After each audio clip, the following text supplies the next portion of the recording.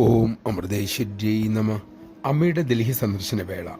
പിറ്റേ ദിവസം പരിപാടി ജയ്പൂരിലാണ്. അവിടെയാണെങ്കിൽ തൊഴിലാളികൾ സമരവും. ഇലക്ട്രിക് ജോലിയുടെ ചുമതലയുള്ള ബ്രഹ്മചാരിയോട് ഉടൻ തന്നെ ജയ്പൂരിൽ പോയി കാര്യങ്ങൾ ശരിയാക്കാൻ വലിയ സ്വാമി നിർദ്ദേശിച്ചു. ഒരു ട്രക്ക് നിറയെ സാധനങ്ങളുമായി ചെക്ക് പോസ്റ്റ് കടന്ന് എങ്ങനെ സമയത്തിനവിടെ ചെല്ലും? ഇലക്ട്രിക് വർക്ക് തീർക്കും? ചുമതലയുള്ള ആ ബ്രഹ്മചാരി ആകെ വിഷമത്തിലായി. മറ്റു വഴികളില്ലാത്തതിനാൽ അമ്മയോട് തീവ്രമായി പ്രാർത്ഥിച്ച് യാത്രയായി. ചെക്ക് പോസ്റ്റിൽ ആരും പറയാതെ തന്നെ അമ്മയുടെ ഭക്തന്മാർ കാത്തുനിന്നു.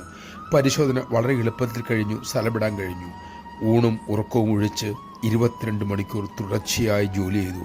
അമ്മയുടെ കൃപയാൽ പ്രോഗ്രാമിന് 3 മണിക്കൂർ മുമ്പ് ജോലി പൂർണ്ണമായി നന്നായി പൂർത്തിയാക്കാനും സാധിച്ചു. നമഃശിവായ.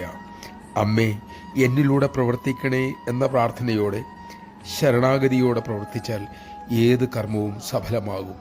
കാരണം അപ്പോൾ നമ്മിലൂടെ പ്രവർത്തിക്കുന്നത് അമ്മയാണ്. അതിനായി നമുക്ക് സാധിക്കട്ടെ.